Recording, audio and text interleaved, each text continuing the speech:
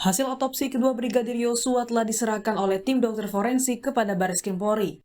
Kesimpulannya, tidak ada luka penganiayaan, melainkan hanya luka tembakan.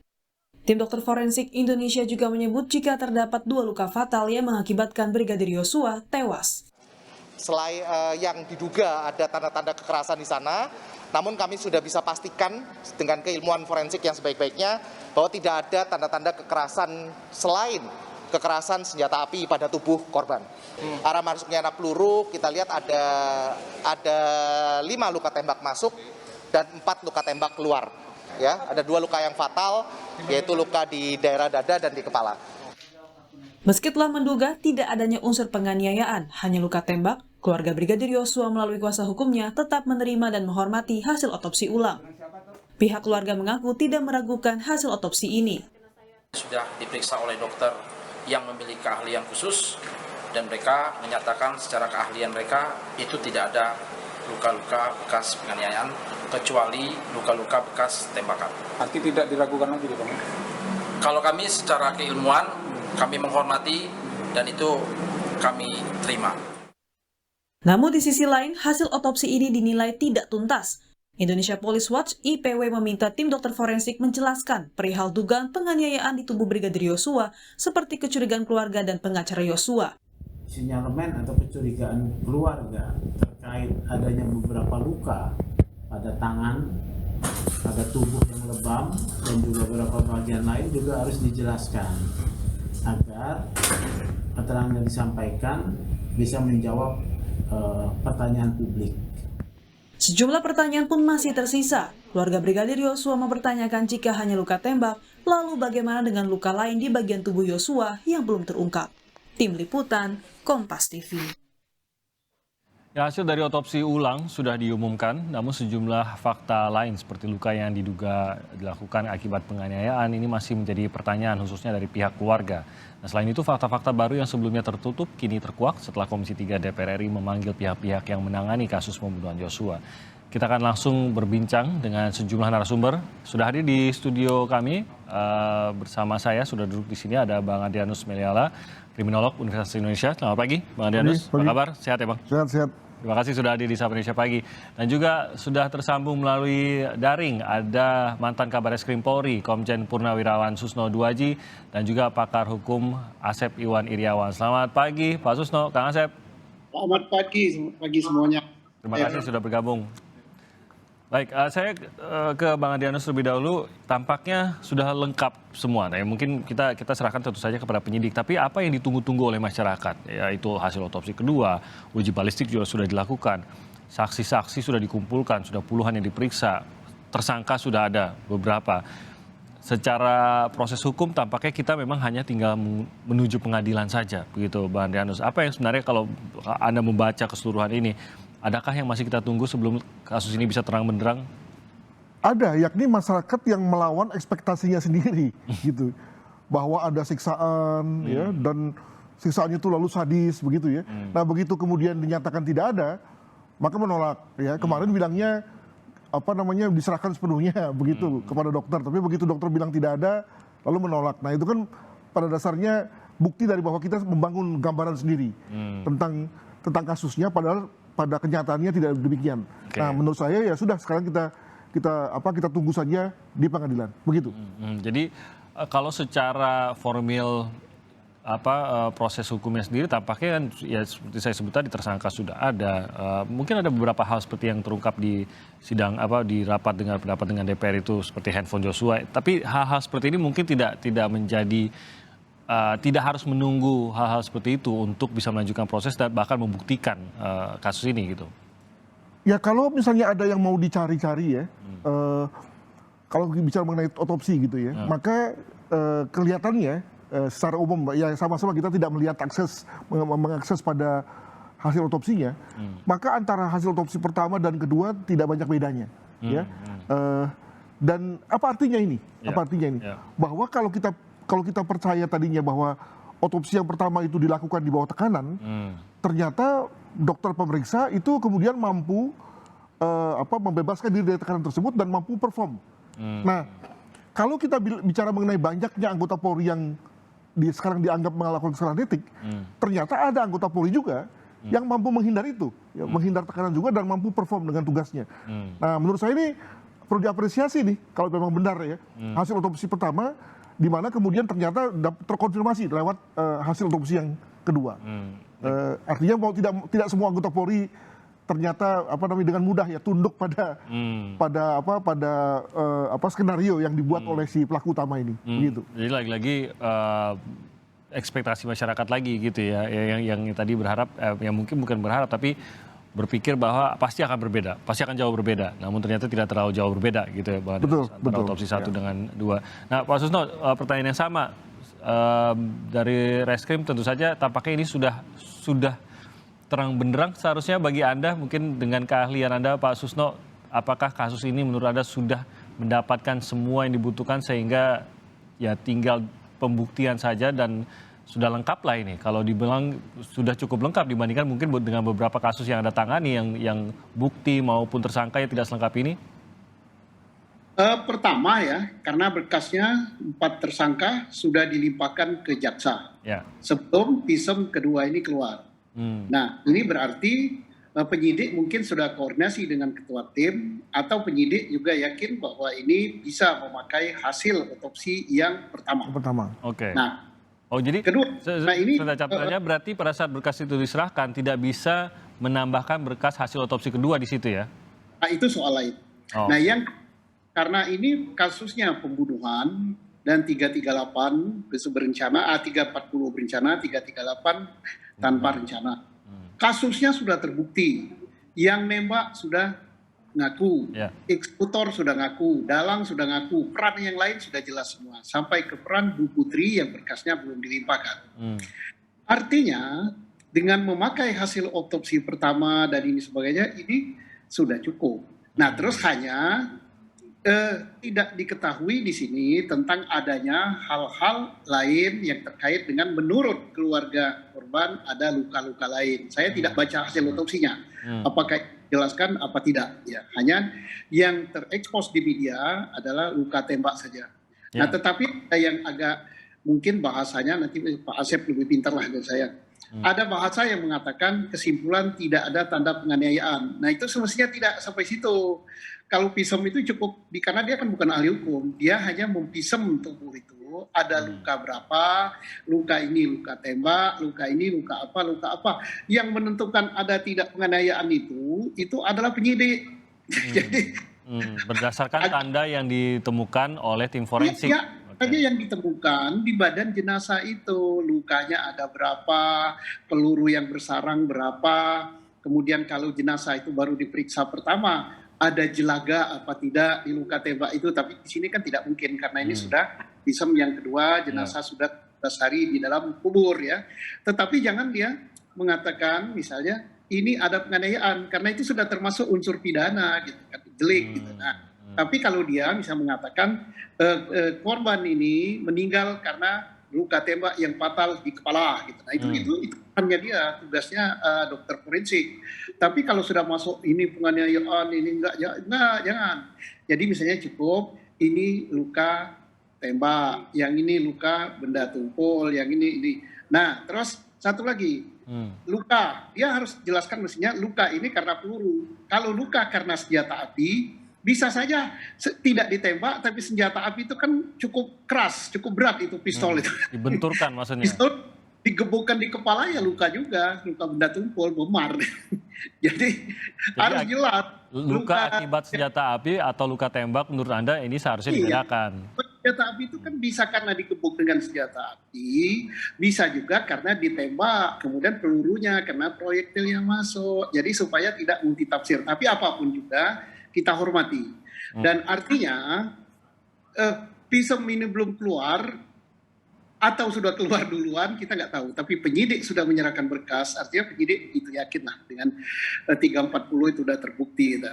Dulu kita akan berandai-andai kalau si FS tidak ngaku, Baradae tidak ngaku jarak dekat, cukup jarak jauh, tetap tembak-menembak. Nah, ini visum ini sangat penting. Saya katakan dari awal akan merubah 180 derajat penyidikan. Nah, kalau visum ini keluar, ternyata sebelum keluar ya sudah nuruti apa kata Pisem gitu. Jadi demikian. Oke. Kang Asep, kalau ada beberapa hal tadi yang sudah disampaikan juga oleh Pak Susno, tapi apakah memang berarti ini sudah jelas apa yang kita dengar keterangan dari Ketua Tim Forensik juga mengatakan bahwa semua luka ini adalah luka dari senjata api. Tapi menurut Anda sudah jelaskah hal ini atau memang harus lebih didetailkan lagi? Mas Timi ya, kalau ayah saya, guru saya, jenderal lagi udah nyuruh, ya udah saya pasrah. Bener apa yang katakan guru. Jelas apalagi di pembuktian di sidang itu sangat-sangat gampang sekali ya.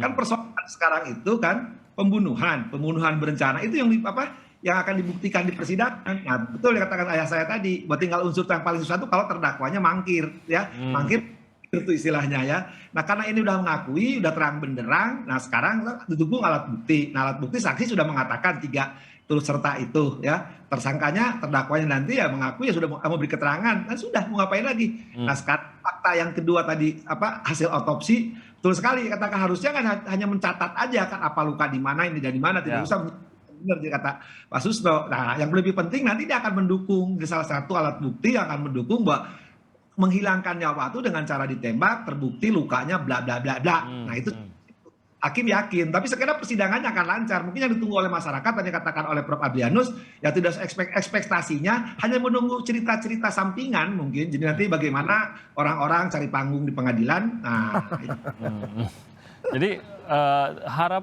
kalau kita mendengar tanggapan keluarga khususnya terhadap hasil otopsi kedua, tadi kan kita mendengar ada ketidakpuasan karena merasa ada penyiksaan yang terjadi. Nah, ini didasari dari apa yang mereka lihat pada kondisi jenazah. Itu bagaimana Bang Adrianus? Bagaimana melayani hal ini? Karena kita kan juga ingin memberikan rasa keadilan bagi keluarga kita, dalam arti ini ya petugas hukum lah, penegak hukum di sini, baik dari pengadilan maupun dari penyidik maupun jaksa sekarang. Ingin memberikan rasa keadilan bagi keluarga korban. Nah, keluarga korban ada ketidakpuasan dalam hal tersebut. Tapi ya lagi-lagi hal itu kan hanya bisa dibuktikan secara teknisnya, ya secara keahliannya. Dan sementara kita sudah mendengar ahli berbicara demikian. Apakah ini harus diteruskankah, diberikan cara lainkah, mungkin diberikan ruang lagi untuk didalami lagi, entah dengan cara apa, otopsi ketiga saya rasa tidak mungkin lagi. Tapi ya tanpa mengajari para penasihat hukum ya. Namun saya mengatakan bahwa perlu ada strategi baru dari penasihat hukum untuk memberi edukasi juga kepada publik dan juga kepada keluarga. Tidak menciptakan ekspektasi sehingga kemudian lalu gaspol apapun yang tidak sesuai dengan harapan dari penasihat hukum kemudian lalu tidak dipercaya. Saya kira tidak begitu kan permainannya kan gitu ya. Nah, saya berpendapat bahwa ada bagusnya juga penasihat hukum dalam hal ini tidak melakukan strategi konfrontasi terus-terusan sehingga kemudian lalu bisa diberikan akses oleh penyidik tentang apa hasil otopsi. Karena dalam hal ini kan hasil otopsi ada pada penyidik ya, yang mendapatkan hasil dari dokter. Nah, baru kemudian penasihat hukum bisa meminta kepada penyidik. Nah, kalau kemudian hubungannya tegang terus antara penyidik dengan penasihat hukum, mungkin penyidik tidak mau memberikan, maka kemudian lalu penasihat hukum kemudian sibuk di luar gitu ya. Nah, andaikan saja ada semacam perubahan strategi ya, toh juga kelihatan kan semua sudah berjalan sesuai dengan tracknya. Artinya polisi memperlihatkan keseriusan dengan kasus ini sehingga nggak usah lagi dipisuhi gitu ya, dimusuhi terus. Maka dengan merapat, maka banyak hal yang kemudian bisa diketahui dari penyidik. Nah, sehingga kemudian tidak perlu lagi ada anggapan bahwa tidak dipercaya, ada kebohongan ya, yang kata-kata yang mungkin lebih cocok pada 2-3 minggu yang lalu, tapi mungkin tidak pada sekarang ini, begitu. Dan kita tahu bahwa tim forensik yang menangani otopsi kedua ini kan adalah tim yang independen dan bukan terdiri dari satu kelompok saja, begitu. Ini terdiri dari orang-orang yang tidak terkait sama sekali, bahkan dari ini yang berbeda-beda, begitu.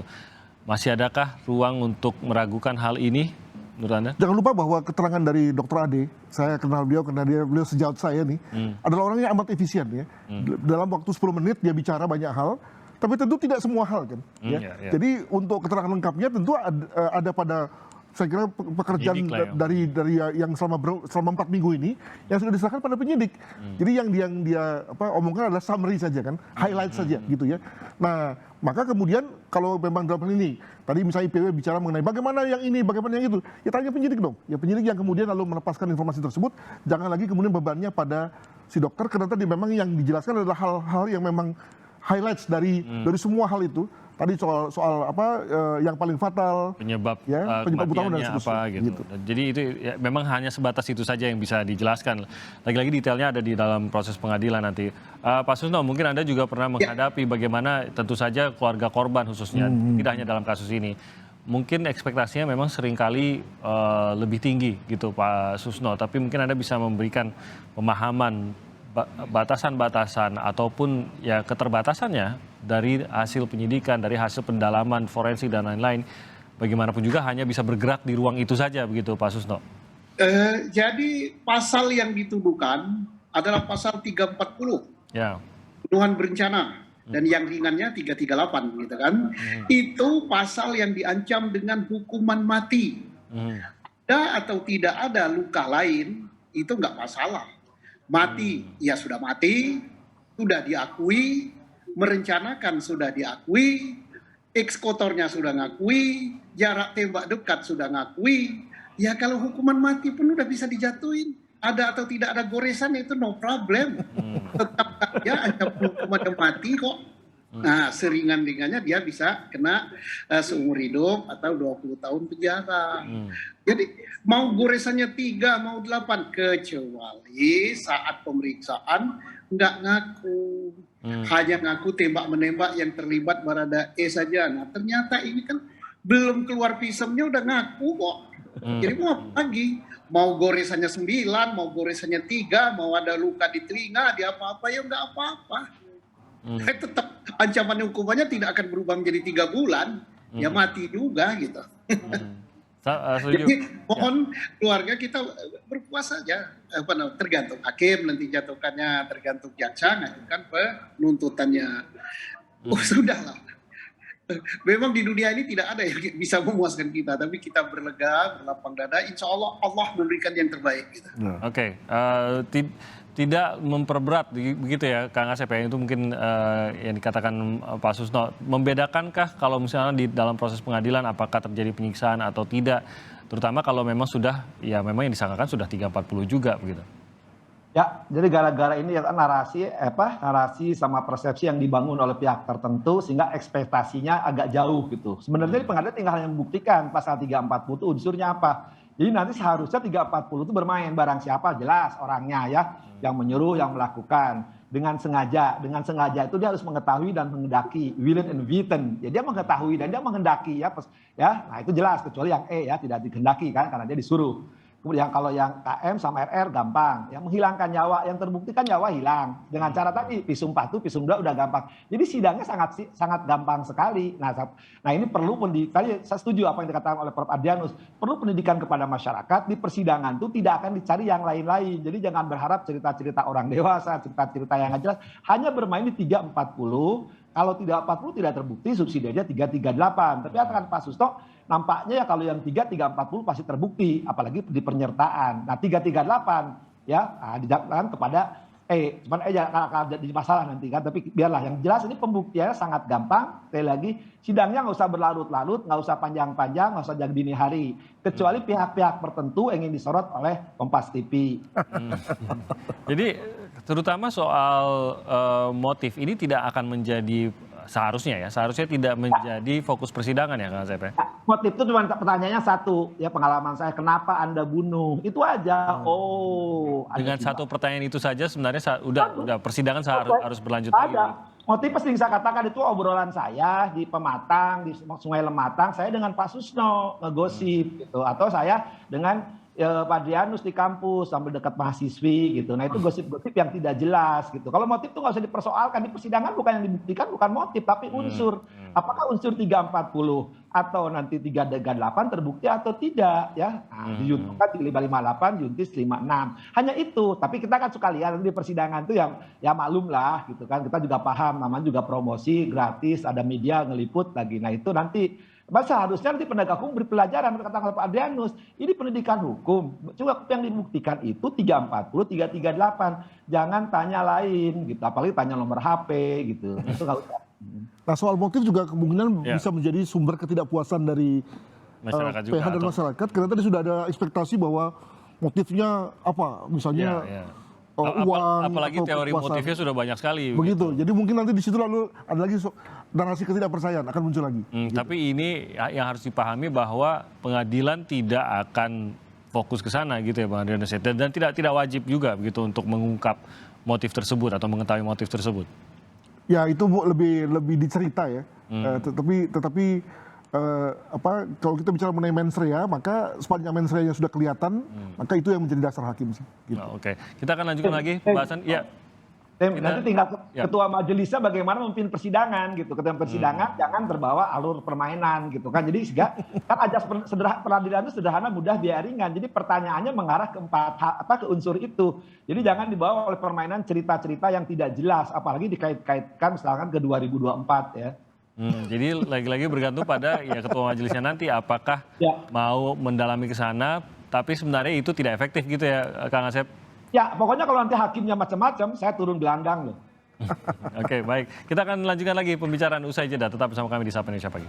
Kembali di Sapa Indonesia Pagi, kita masih membicarakan perkembangan dari kasus pembunuhan Brigadir Joshua Huta Barat, dan sudah hadir di studio Bang Adrianus Meliala, kriminolog dari Universitas Indonesia, Pak Susno Duaji, mantan Kabar Eskrim juga sudah hadir melalui daring, dan Kang Asep Iwan Iriawan. Pak Susno, mungkin Anda bisa membawa kami ke dalam langkah dari kasus penyidikan seperti ini.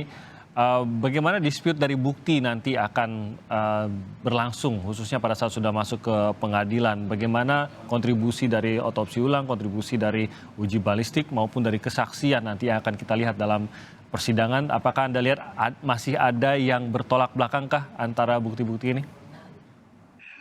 Penyidik tentunya untuk mendukung kesimpulannya kan sudah didukung dengan alat bukti ya, minimal 2 alat bukti. Syukur-syukur kalau 5 alat bukti itu sudah terkumpul gitu ya. Apalagi disertai alat bukti hasil laboratorium forensik. Saya kira tidak ada yang bertentangan itu nanti.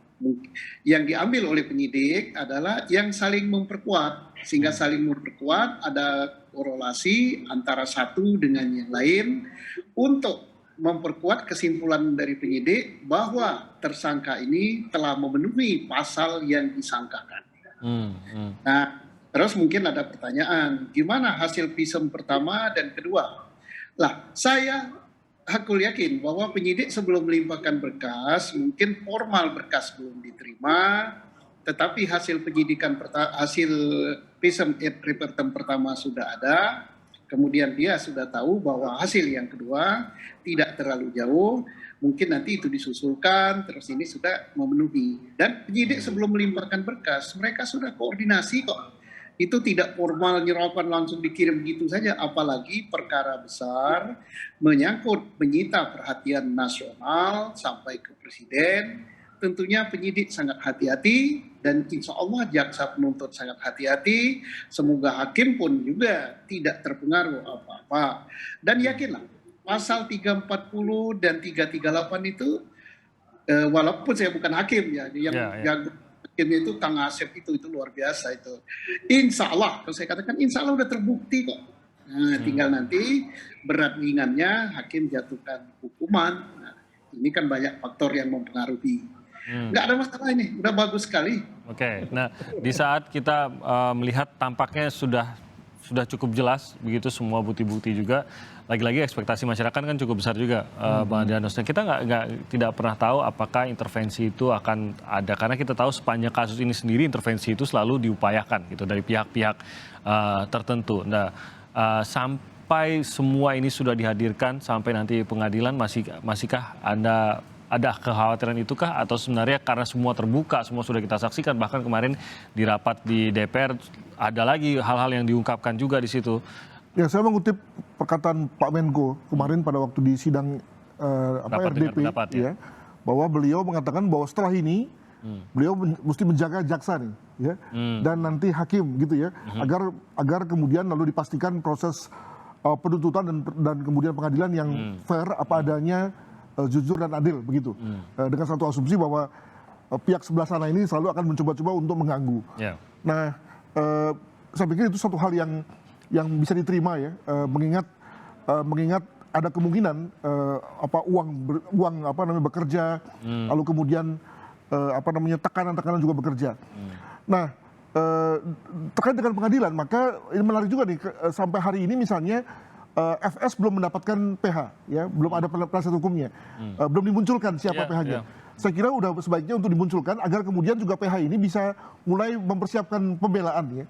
Jadi oke lah, memang apakah kita sudah waktunya untuk bicara soal itu, ya, tapi agar kalau kemudian kita bicara mengenai suatu persidangan yang menarik, ya, maka kita juga ingin tahu apakah dari sisi FS ini ada semacam pembelaan yang membuat lalu kemudian orang bisa memahami, tidak bisa menerima, ya, tapi bisa memahami mengapa dia semarah itu sampai harus menembakkan berkali-kali, ya, kepada mantan ajudannya, kepada ajudannya. Itu kan kalau kita tempatkan diri kita pada diri dia, apa yang membuat dia marah kan? Nah, maka mungkin PH yang baik bisa membuat lalu sedemikian rupa sehingga kemudian lalu mengatakan pada hakim, Pak, bebaskan dia unfit nih, dia tidak kompeten dengan perbuatannya, sehingga kemudian misalnya begitu, ya. Nah, itu yang saya pikir yang membuat lalu persidangan menjadi makin menarik ke depan. Demikian. Dan betul, karena istrinya justru sudah ada begitu ya, penasihat hukumnya, dan sudah muncul juga berkali-kali. Tapi justru penasihat hukum dari Ferdy Sambo ini yang belum lihat. Ya, kita belum lihat. Nah, Kang Asep, kalau dari Anda bahwa banyak yang bisa terjadi, masih ada ruang gitu, Kang Asep. Tapi bisakah ini dijaga dan bagaimana kita bisa memastikan bahwa proses lagi-lagi bukan untuk memenuhi ekspektasi masyarakat gitu, tapi untuk benar-benar menjamin agar semua proses ini berjalan seadil-adilnya. Sering saya katakan, hormati prosedur hukum. Boleh orang tidak percaya sama institusi penegak hukum. Saya yakin dan saya percaya kejaksaan sudah menyiapkan 30. Saya tahu persis juga pengadilan juga sudah mempersiapkan hakim-hakim terbaiknya. Hakim tinggal nanti apa yang dikatakan Pak Susno, kata kuncinya 183. Hakim harus yakin dengan minimum 2 alat bukti. Alat bukti 184 ada 5, keterangan saksi. Ini perkara di-split, dipisahkan 4 berkas ya. Jadi satu sama lain nanti akan sebagai terdakwa, sebagai saksi. Satu sama lain saya yakin tidak akan saling menyangkal. Menyangkal pun akan berbeda di hal-hal jam dan hal-hal tertentu ya. Nah, satu itu. Jadi saksi sudah terpenuhi lebih dari 1. 2, ahli. Ahli nanti ahli forensik, ahli balistik akan mengatakan terjadinya peristiwa itu. 3, surat. Ada visum et repertum dan surat-surat lainnya. 4, petunjuk. Itu hak hakim. Menentukan keterangan saksi hanya didapat dari keterangan saksi, surat, dan keterangan terdakwa. Terdakwa sudah mengakui 5 keterangan terdakwa. 5 alat bukti menurut 185 ayat 6 telah bersesuaian satu dengan yang lain. Jadi kalau kelak hakimnya ya bermain akan ketahuan. Ini tinggal tadi katakan Pak Susno pilihannya mati, seumur hidup, atau penjara. Ya, ini hanya permasalahan 20 tahun. Nanti tinggal nanti apa dikatakan tadi Pak Adrianus ya, bahwa kenapa Anda membunuh karena harkat martabat. Nah, disitulah hakim akan bergulat. Dia mau mati, mau seumur hidup, mau 20 tahun, atau di bawah itu.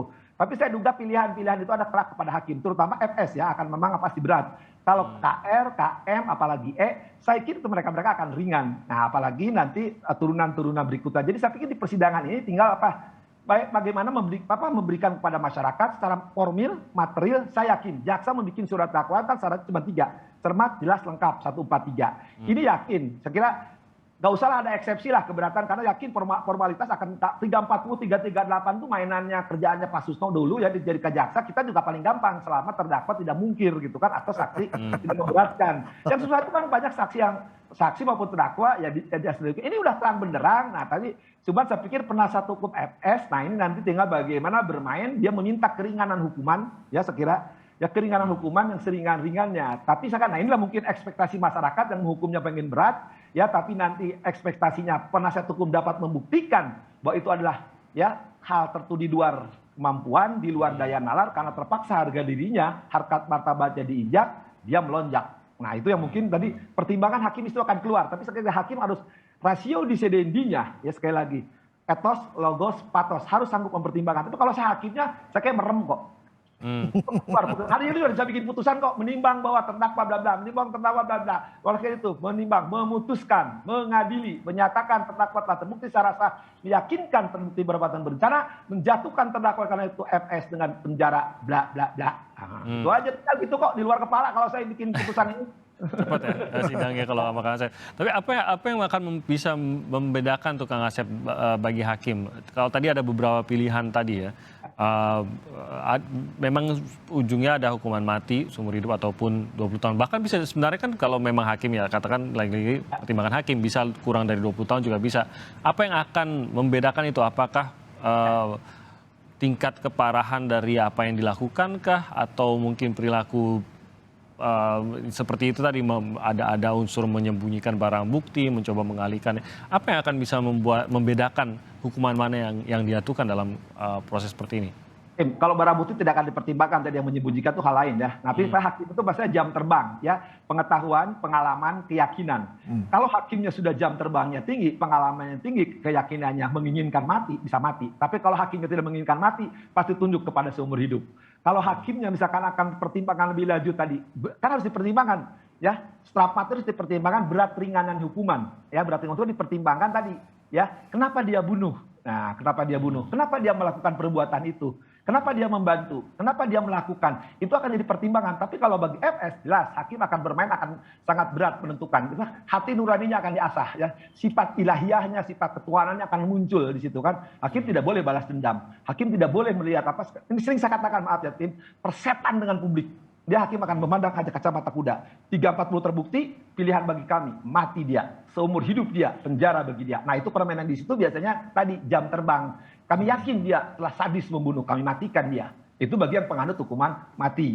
Tapi yang tidak penganut keyakinannya mati, sudahlah kasih seumur hidup aja pembelajaran bagi yang bersangkutan. Tapi juga melihat, oh ada latar belakangnya, kenapa dia putus? Nah itu harus fair, itu bahasa Belandanya ya, dia akan pertimbangkan di situ.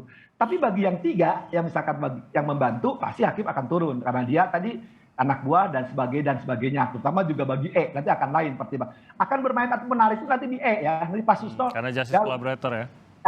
Dia Jamping JC, dia merintah jabatan. Ini akan perdebatan sangat. Kalau hakimnya tidak teliti menggunakan pasal 51 ayat 1, ya ini banyak yang tidak paham pasal 5 ayat 1 itu selalu dikaitkan. Itu kan militer. Padahal 51 itu berlaku bagi sipil, ya. Perintah jabatan itu udah banyak jurisprudensi tapi tidak akan keluarkan.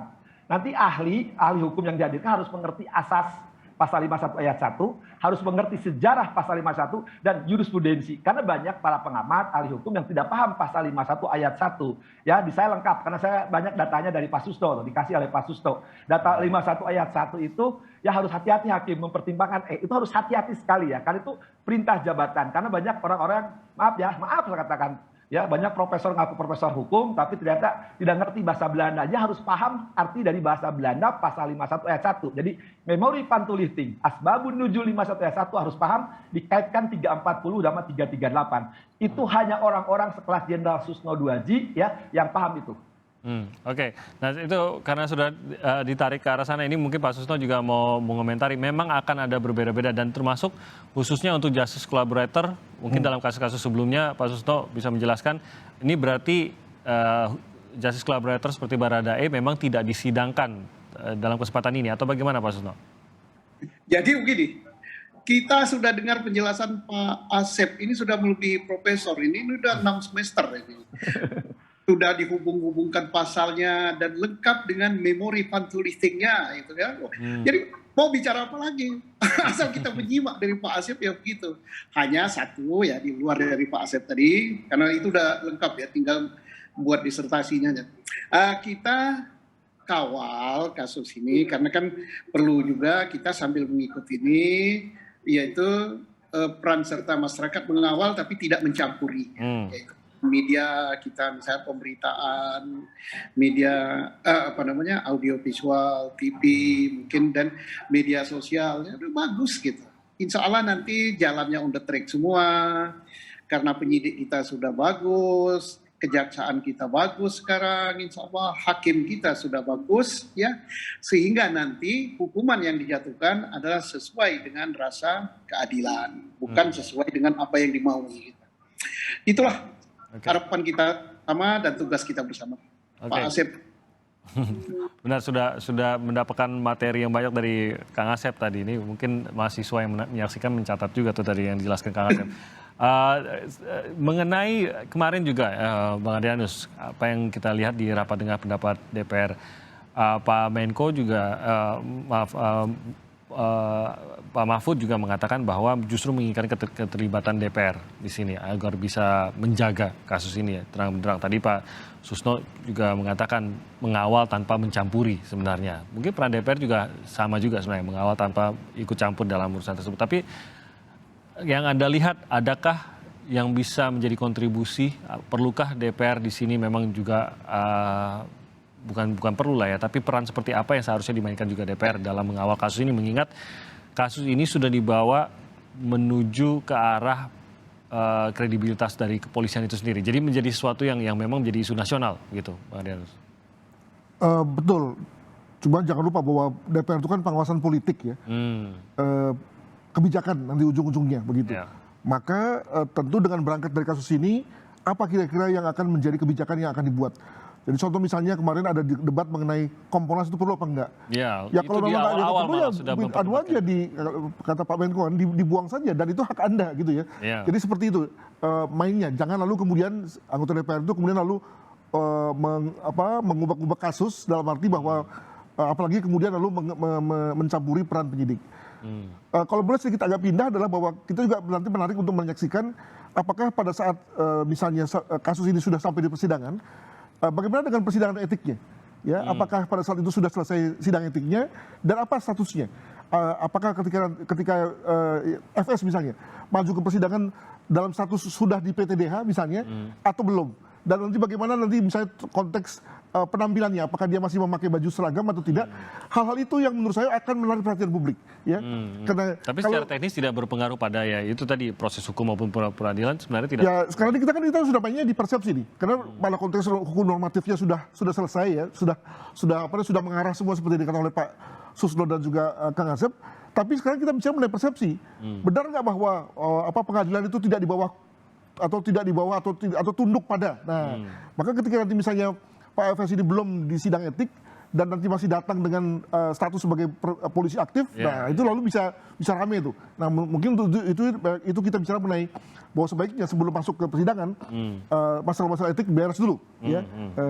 Sehingga kemudian lalu dia datang ke pengadilan sebagai orang biasa. Demikian. Jadi saya ke Kang Asep, berpengaruhkah hal tersebut mungkin dari seorang hakim gitu bisa melihat apakah ini akan berpengaruh baik secara teknis maupun secara psikologisnya gitu ya, dan datang berseragam atau masih dalam status polisi aktif? Ya, kalau hakim yang punya cibabat itu citra, wibawa, dan martabat, peduli amat. Bong saya ini wakil Tuhan kok.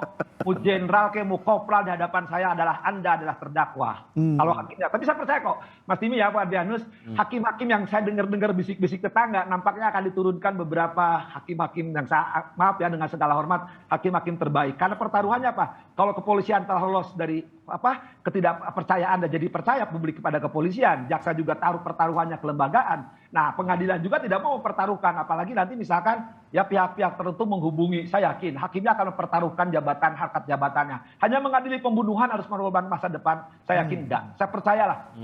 Saya udah saya ancam kok. Kalau sampai ini terjadi, saya turun gunung saya bilang itu aja. Saya dengan Pak Susno akan ke ruang sidang kok, ya. Dan itu pasti akan menjadi beban bagi siapapun, saya yakin enggak. Jaksa dan hakim yang saya dengar bisik tetangga, ya, saya pikir mereka akan mendudukan jaksa-jaksa terbaik, ya, dan hakim-hakim terbaik yang tadi hakim yang punya jiwa, wibawa, martabat, harkat, dia memang itu seorang hakim. Betul, dialah hakim, bukan hakim Irfan Hakim, Christine Hakim, apalagi hakim. Ini saya ingin persidangan berjalan dengan lancar, tapi saya ingin juga lihat Kang Asep turun gunung. Ini masalah konflik juga di saya. Jadi Pak Susno, berpengaruhkah hal tersebut? Apakah benar menurut Anda sidang etik ini harus diselesaikan terlebih dahulu, bahkan sampai kalau memang ini ya jangan sampai masuk ke pengadilan itu sebagai polisi aktif? Polisi mau aktif atau mau tidak aktif, dia kan sipil satu. Ya kan militer, sipil hanya diberi senjata.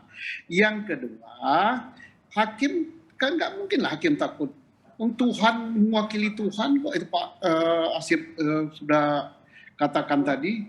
Dan hakimnya hakim yang terbaik, yang jam terbangnya tinggi, bukan hakim garis. Dan bukan juga hakim yang yang masih terpengaruh bisik-bisik tetangga. Yakinlah gitu. Hakim yang akan menyidangkan, hakim yang terbaik di antara yang baik, jaksa penuntutnya juga jaksa yang terbaik, penyidiknya juga penyidik yang terbaik, buktinya 1 bulan 4 berkas selesai gitu. Nah, nggak sampai 1 bulan gitu, karena dia mulai kerja itu kan setelah semuanya disingkirkan dari hal-hal yang tak benar. Selesai kok. Dan insya Allah peradilan kita bagus, ke depan tambah lama tambah bagus, ya kita harus optimis gitu kan. Ya, terutama saya yang pernah merasakan yang nggak enak. Jadi penjaliman jenderal jangan diulang ya, Pak Susno ya. Penjaliman jenderal jangan diulang. Iya, saya dulu Nanti kita jadi hakim saya masih hakim berpangkat bisa dijolimi itu, tapi ke depan saya enggak, karena cinta saya begini. Oke, jadi tidak ada keraguan seharusnya, dan Anda percaya bahwa tidak akan ada keraguan. Yang penting memang terlihat kan secara politik juga terlihat ya Bang Adrianus bagaimana kasus ini ingin diselesaikan gitu. Jadi dukungan politik ini juga kita lihat, sementara dari sisi teknis bukti-bukti juga tampaknya sudah lengkap. Tadi Bang Adrianus juga dan juga Pak Susno mengatakan ini sudah lengkap, sudah terang benderang, sudah tinggal berjalan kasusnya. Mungkin ada beberapa hal, 1-2 tadi seperti ada handphone yang sampai sekarang belum ditemukan, yang kemungkinan bisa memuat bukti-bukti yang kuat seperti handphonenya Joshua, keterangan dari Bu Putri mungkin ini juga bisa membantu, tapi ini juga kan masih ada beberapa hambatan untuk mendapatkan yang sejelas-jelasnya, tapi tidak sampai menghalangi perjalanan kasus, gitu ya Bang Andreas. Ya. Jadi tetap bisa berjalan kasus ini. Ya kan orang masih bicara mengenai apa yang terjadi dalam 7 menit, Ya. kan? Karena tidak ada CCTV yang memperlihatkan. Ya. Nah, maka lalu tergantung pada keterangan yang akan diberikan oleh masing-masing tersangka ketika menjadi saksi atas yang lain, gitu ya. Nah, dibantu lagi dengan balistik, dibantu lagi dengan otopsi, maka kemudian menjadi cukup jelas lah apa yang menjadi tadi, apa yang dilakukan oleh para pelaku dalam 7 menit itu. Nah, yang saya pikir itu yang akan ditunggu oleh banyak orang ya mengenai apa yang terjadi, dan saya kira memang menjadi cocok dengan konteks di mana tidak ada penyiksaan, karena kalau pakai penyiksaan pasti lebih dari 7 menit kan gitu ya. Maka kita ingin tahu tuh apa yang terjadi, mungkin ada percakapan dan seterusnya, sehingga kemudian lalu menjadi jelas apa atau menit-menit sebelum kemudian penembakan terjadi. Begitu. Tapi memang Tim. Saya- Nanti yang menarik itu nanti keterangan ketika ditanya FS. Itu yang kuncinya di FS. Keterangan ditanya itu ya sejauh mana FS memberi keterangan, apakah masih berbelit-belit atau mengakui secara terus terang. Nah, ini yang menentukan tadi vonisnya kan. Tapi juga ini keterangan ini akan menentukan juga bagi E, bagi KM, dan bagi RR maupun PC. Jadi kalau nanti keterangan FS masih dagelan, itu mungkin bagi media menarik, ya, terutama media gosip. Tapi bagi persidangan justru tidak berkontribusi Tidak ada, sudah masalah tidak ini. ada ngaruh apapun. Coba kan nanti tinggal tanya, pakai detik-detik 7 menit itu dari awal bahkan mungkin ditarik, apalagi kalau yang mau jauh narik ke Magelang gitu kan. Jadi detik-detik ketika nyawa terenggut itu akan menentukan. Ada pertanyaan-pertanyaan penegak hukum, entah penasihat hukum, entah JP itu hakim, akan kelihatan. Apakah hakim itu cerdas, tangkas, terengginas. Kalau penegak hukum nanyanya meler, berarti bodoh itu. Jadi kalau khususnya untuk Ibu PC dalam hal ini, mungkin Pak Susno juga pernah menghadapi saksi atau bahkan di sini tersangka yang saat ini dinyatakan oleh pakar juga sedang mengalami tekanan begitu, bahkan ada gangguan yang dihadapi gitu. Apakah bisa dipaksa memberikan kesaksian kah, atau memang status hukumnya mau tidak mau ada beberapa hal yang tidak bisa dilakukan terhadap status hukum tersangka ini, Pak Susno? Pertama, siapapun diperiksa itu, baik sebagai tersangka maupun sebagai saksi, dia harus sehat lahir dan batin. Sehat lahir itu ya dokter lah, diraba-raba temperaturnya berapa, denyut nadi dan sebagainya ya, sehat. Nah, batinianya kan, kejiwaannya kan itu tugasnya psikiater. Nah, sudah ada dia kan konsultan psikiaternya, bunyinya kayak apa. Tetapi Polri selaku penyidik kan tidak langsung percaya begitu saja. Ada second opinion, apalagi di Polri kan ada yang namanya dinas psikologi. Kan. Di situ berkumpullah para pakar-pakar psikologi, psikolog, kan dites gitu kan. Nah, buktinya ternyata penyidik sudah memeriksa Ibu PC udah 3 kali gitu tanpa tanpa didengung-dengungkan kepada publik.